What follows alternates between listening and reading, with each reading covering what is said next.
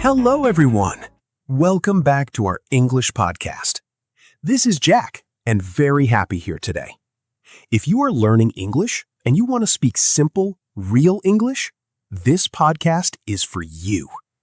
Today, I want to share about the power of a disciplined mind. Before we start, please like this episode, subscribe to the channel, and share it with a friend who is learning English. Now, relax, sit comfortably, and let's start. What is mental discipline? Welcome to this journey of self-mastery. Discipline is often misunderstood.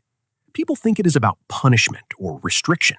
But in reality, mental discipline is freedom. A disciplined mind is like a sharp tool. It allows you to focus on your goals despite your emotions.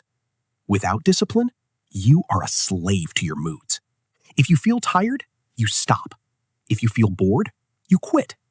But with a disciplined mind, you are the master. You decide what to do, and you do it regardless of how you feel. 1.2. The battle within. Every day, there is a war inside your head. One part of your mind wants to grow, to work hard, and to be better. The other part wants to stay in bed, eat junk food, and scroll through social media. This is the battle between your primitive brain and your higher self. Mental discipline is the art of strengthening your higher self so that it wins this battle every single day. Chapter 2. The Science of Habit. 2.1. The Biological Blueprint. To discipline your mind, you must first understand how your brain works. Your brain is a highly efficient machine. Its main goal is to save energy. When you do something for the first time, like learning a new English word or waking up at 5 a.m., your brain has to work very hard. It uses a lot of energy. But if you repeat that action every day, the brain creates a shortcut. It turns that action into a habit. Once an action becomes a habit, it moves from the conscious part of your brain to the subconscious part. This is the science of how discipline becomes permanent. 2.2. Neuroplasticity, the river in your mind. Think of your brain as a grassy field. If you walk across it once, the grass stays the same. But if you walk the same path every single day, eventually the grass disappears and a clear path is formed. This is called neuroplasticity. Your brain is constantly changing based on your behavior. When you practice mental discipline, you are literally rewiring your brain. You're building thick, strong neural pathways for focus and hard work. At the same time, the pathways for laziness and distraction begin to shrink because you are no longer using them. You are not stuck with the brain you have. You can build the brain you want. 2.3. The habit loop. Cue, routine, reward. Scientists have discovered that every habit follows a 3-step cycle called the habit loop. If you want to discipline your mind, you must master this loop. The cue. This is the trigger. It could be a time of day, a feeling, or a place. For example, feeling stressed might be your cue. The routine. This is the action you take. In response to stress, you might check your phone or eat sugar. The reward. This is the dopamine hit your brain receives. It makes you feel good for a moment. To build discipline, you don't fight the... Chapter 3. Mastering Your Emotions. 3.1. Emotions are weather. You are the sky. To discipline your mind, you must first change how you see your emotions. Many people are like a leaf in the wind. If they feel sad, they stop working. If they feel angry, they lose control. But a disciplined mind understands that emotions are like the weather. The weather changes every hour. Sometimes it is sunny, sometimes it is stormy. But the sky remains the same. You are the sky. Your emotions are just clouds passing through. Discipline is the ability to let the storm pass without letting it blow you away from your path. 3.2. The gap between stimulus and response. There is a famous concept in psychology. Between the stimulus what happens to you, and the response, what you do, there is a space. In that space lies your freedom. An undisciplined mind has a very small gap. Someone shouts at them, and they shout back instantly. They feel an urge to eat junk food, and they eat it immediately. But as you discipline your mind, that gap becomes wider. You learn to pause. You learn to observe the emotion and say, I feel angry right now, but I will not act on it. That pause is where your power lives. 3.3 Emotional Regulation, the Stoic Way. The ancient Stoic philosophers taught a powerful technique for mental discipline. They asked one simple question: is this within my control?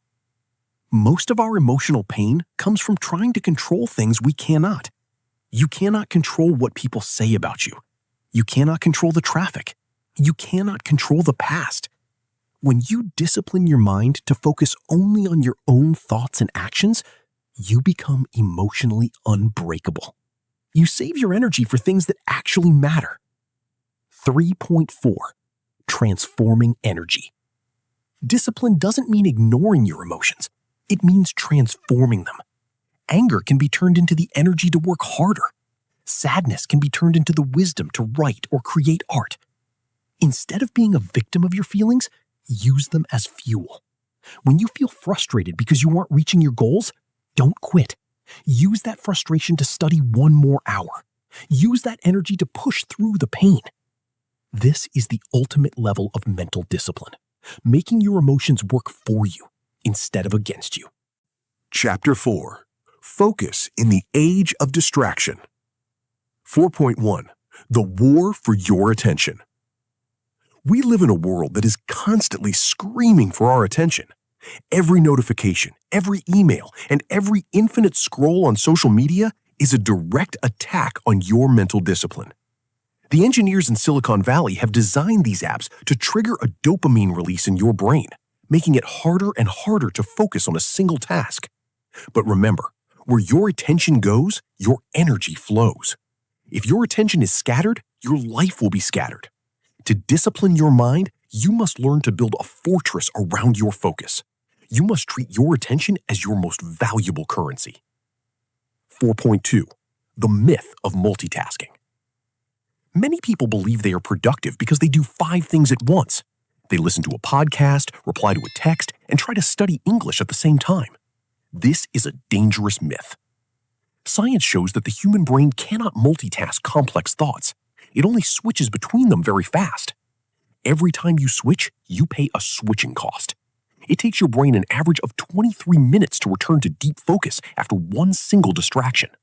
If you check your phone every 10 minutes, you are never truly focused. You are living in a state of attention residue, where your mind is half stuck on the last thing you saw. 4.3. The Philosophy of Deep Work. To stand out in the modern world, you must master the skill of deep work. Deep work is the ability to focus without distraction on a cognitively demanding task. It is a rare skill, and because it is rare, it is extremely valuable. While everyone else is busy being busy with emails and small tasks, the disciplined mind goes deep. Imagine a deep-sea diver. They don't stay on the surface where the waves are messy. They go deep where it is quiet and calm. That is where the real work happens. That is where you master a language, write a book, or solve a difficult problem. 4.4 Practical Strategies for Focus. How do we practically discipline our focus? Here are 3 powerful methods. The environment audit. Your environment is stronger than your willpower. If your phone is on the table, you will eventually pick it up. If your environment is messy, your mind is messy. Create a sacred space for your work where distractions are physically impossible to reach. Time blocking.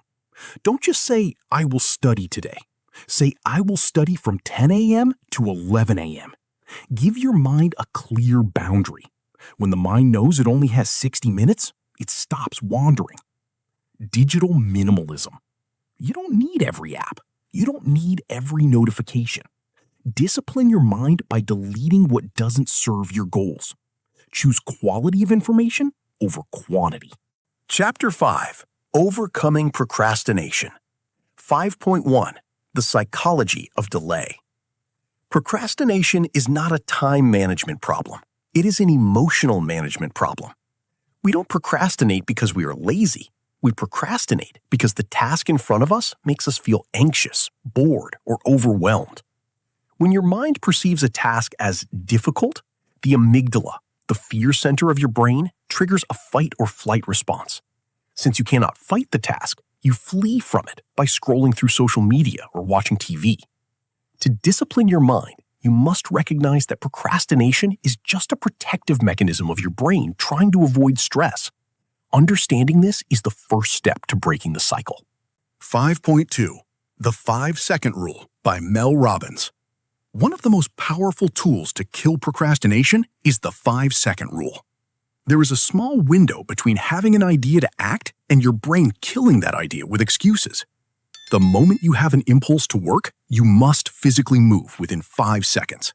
Count backwards. 5, 4, 3, 2, 1, go. Counting backwards requires focus and interrupts the habit of overthinking. It shifts your brain from the emotional part to the logical part. Whether it is getting out of bed or starting an English lesson, don't give your brain the chance to negotiate. Just count and move. Image: a stopwatch showing 5 seconds with the word action written in bold. 5.3. The 2-minute rule. If a task takes less than 2 minutes, do it now.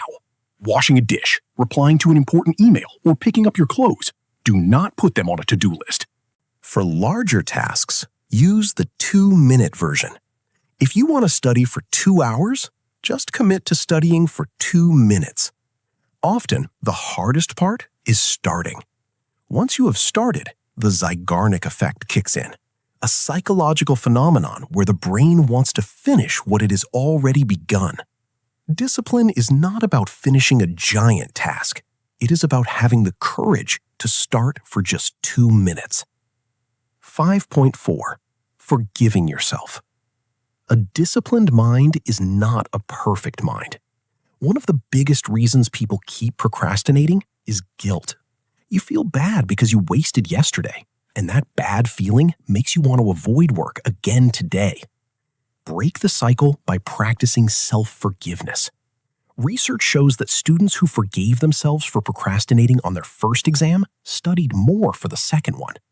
Discipline is built on kindness, not self-hatred.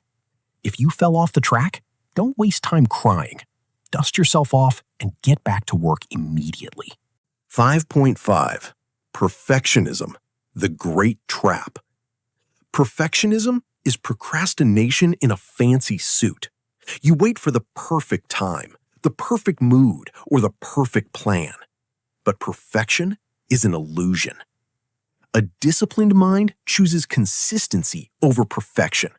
It is better to do a bad workout than no workout at all. It is better to write 3 broken English sentences than to write nothing. Discipline means being okay with being messy in the beginning. Remember, you don't have to be great to start, but you have to start to be great. Chapter 6. The Role of Physical Discipline. 6.1. The body-mind connection.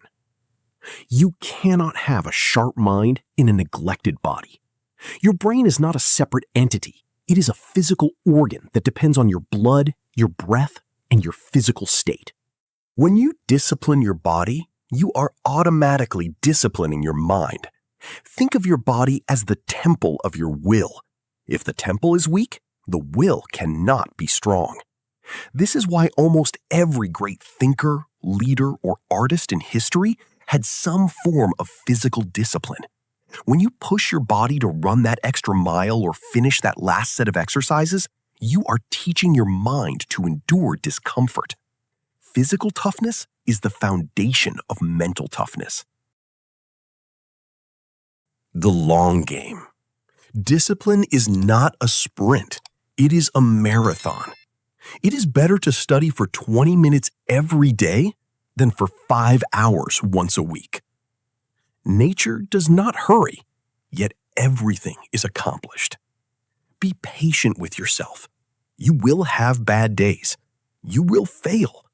But a disciplined mind does not see failure as the end. It sees failure as data. Get up, adjust your plan, and start again tomorrow. Consistency is the secret ingredient of all success. Thank you for listening. Keep practicing every day. This is Jack. See you in the next episode. Goodbye.